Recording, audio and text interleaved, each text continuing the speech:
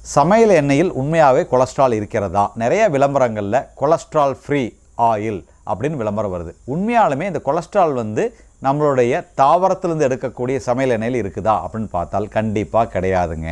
அது மட்டும் இல்லாமல் ஒரு விஷயம் நல்லா புரிஞ்சுக்குங்க. இந்த கொலஸ்ட்ரால் நினச்சி நம்ம அப்படி அஞ்சோனுங்கிற அவசியமே இல்லைங்க. கொலஸ்ட்ரால் ரத்தத்தில் தான் அதிகமாகக்கூடாது. ரீஃபைன் பண்ணுறதே ஒரு எண்ணெயினுடைய ஆயில் காலத்தை நீட்டுவதற்காக, அதாவது செல்ஃப் லைஃப் பீரியட்னு சொல்கிறாங்க இல்லைங்களா.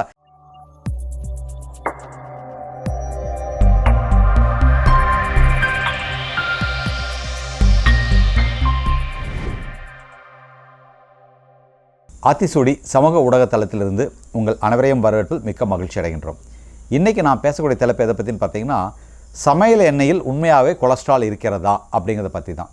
பொதுவாக பார்த்தீங்கன்னா நிறைய விளம்பரங்களில் கொலஸ்ட்ரால் ஃப்ரீ ஆயில் அப்படின்னு விளம்பரம் வருது. எந்த சமையல் எண்ணெய் பார்த்தீங்கன்னா கொலஸ்ட்ரால் ஃப்ரீன்னு போட்டிருப்பாங்க. உண்மையாலுமே இந்த கொலஸ்ட்ரால் நம்மளுடைய தாவரத்திலிருந்து எடுக்கக்கூடிய சமையல் எண்ணெயில் இருக்குதா அப்படின்னு பார்த்தால் கண்டிப்பாக கிடையாதுங்க. நம்ம தாவர எண்ணெயான கடலெண்ணெய், தேங்காய், நல்லெண்ணெய் இதில் எதுலேயுமே பார்த்தீங்கன்னா கொலஸ்ட்ரால் நேரடியாக இருக்காதுங்க. என்ன காரணம் பார்த்தீங்கன்னா, கொலஸ்ட்ரால்ங்கிறது ஒரு மிருகத்திலிருந்து வரக்கூடிய உணவுப் பொருளிலிருந்து மட்டும்தான் கொலஸ்ட்ரால் இருக்குங்க. குறிப்பாக பார்த்தீங்கன்னா பால், தயிர், வெண்ணெய், முட்டை, மஞ்சள் கரு, அது மட்டும் இல்லாமல் பார்த்தீங்கன்னா இறைச்சி, இது போன்ற உணவுகளில் மட்டும்தான் கொலஸ்ட்ரால் நேரடியாக இருக்கும். நாம் தாவரத்திலிருந்து எடுக்கக்கூடிய எந்த எண்ணெயிலும் கொலஸ்ட்ரால் கிடையாதுங்க. அதனால் நீங்கள் ரீஃபண்ட் ஆயில் பயன்படுத்தினா அந்த கொலஸ்ட்ராலை நீக்கிடுவாங்க, மீதி இருக்கக்கூடிய தாவர எண்ணெயில் கொலஸ்ட்ரால் இல்லாமல் இருக்குன்னு நினச்சிட்டு இருக்கிறது நம்மளுடைய அறியாமை. உண்மையை சொல்ல போனால் தாவர எண்ணெயில் கொலஸ்ட்ரால் கிடையாது. அது மட்டும் இல்லாமல் ஒரு விஷயம் நல்லா புரிஞ்சுக்குங்க.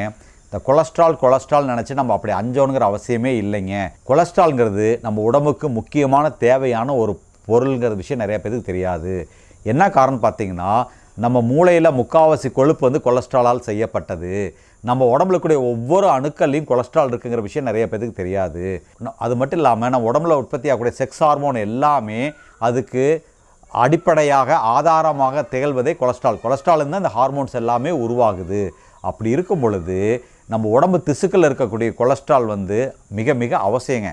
அதனால் கொலஸ்ட்ரால் ரத்தத்தில் தான் அதிகமாகக்கூடாது. ஸோ அதை சில வழிமுறைகள் இருக்குது, அதை கரெக்டாக ஃபாலோ பண்ணால் நம்ம ரத்தத்தில் சீராக வச்சுக்க முடியும். அதனால் நீங்கள் தாவரத்தில் இருக்கக்கூடிய எந்த எண்ணெயும், கடலெண்ணெய், நல்லெண்ணெய், தேங்காய், நீங்கள் ரீஃபைன் பண்ணாமல் அப்படியே நீங்கள் ஆட்டி வாங்கிக்கலாம். நீங்கள் ரீஃபைன் பண்ணுறதுங்கிறது கண்டிப்பாக கொலஸ்ட்ராலை நீக்கிறக்காக இல்லைங்க. ரீஃபைன் பண்ணுறதே ஒரு எண்ணெயினுடைய ஆயில் காலத்தை நீட்டுவதற்காக, அதாவது செல்ஃப் லைஃப் பீரியட்னு சொல்கிறாங்க இல்லைங்களா. நீங்கள் சாதாரணமாக ஆட்டி எடுத்துகிட்டு வர எண்ணெய் ஒரு 2 மாதம் 3 மாதம் சிக்கடிச்சு போயிடும். ஆனால் ரீஃபைன் பண்ணால் 1 வருஷம் 2 வருஷம் கூட வச்சுருக்க முடியும். ஸோ அதை சந்தைப்படுத்துவதற்காக, அதனுடைய செல்ஃப் லைஃப் கூட்டுவதற்காக மட்டும்தான் ரீஃபைனிங். மற்றபடி ரீஃபைன் பண்ணால் கொலஸ்ட்ரால் போயிடும்னு சொல்கிறதெல்லாம் கட்டுக்கதை. ஸோ அதனால் ரீஃபைண்ட் ஆயில் பயன்படுத்தணுங்கிற அவசியமே கிடையாதுங்க.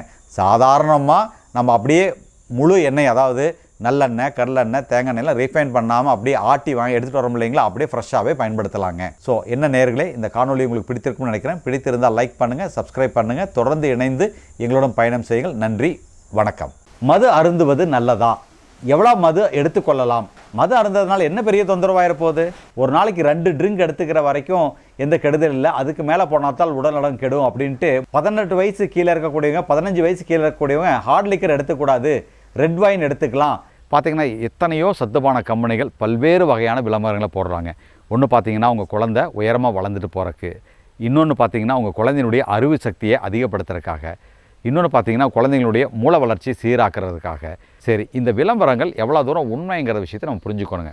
நாங்கள் விளம்பரத்துக்காக இப்படி போடுறோமோ ஒழிய, ஒருத்தருடைய அறிவை தீர்மானிக்கிறது மரபணு சார்ந்த விஷயம், வளர்ச்சியும் தீர்மானிக்கிறது மரபணு சார்ந்த விஷயம் அப்படின்னு அதிலே போட்டிருக்காங்க. இந்த ஊட்டச்சத்து பானத்தினுடைய தேவை யாருக்குன்னு பார்த்தீங்கன்னா அந்த கம்பெனிக்கு தான். என்ன காரணம் பார்த்தீங்கன்னா, அவங்களுக்கு இது தொழில். ஒரு குழந்தை பால் அப்படியே குடிக்கிறது குழந்தைக்கு சிரமமாக இருக்கும், அந்த வாசனை பிடிக்காது. அப்போது அந்த பாலினுடைய சுவையை மாற்றுவதற்காகவும் அந்த ஃப்ளேவரை மாற்றுறதுக்காக தான் இந்த ஹெல்த் ட்ரிங்க். இன்னும் சொல்லப்போனால் உங்கள் குழந்தை ஆரோக்கியமாக இருக்கிறதுக்கு காரணம் நீங்கள் 3 வேளை கொடுக்கக்கூடிய தரமான உங்கள் வீட்டு சாப்பாடு தான் அப்படிங்கிற விஷயம் உங்களுக்கே தெரியறதில்ல.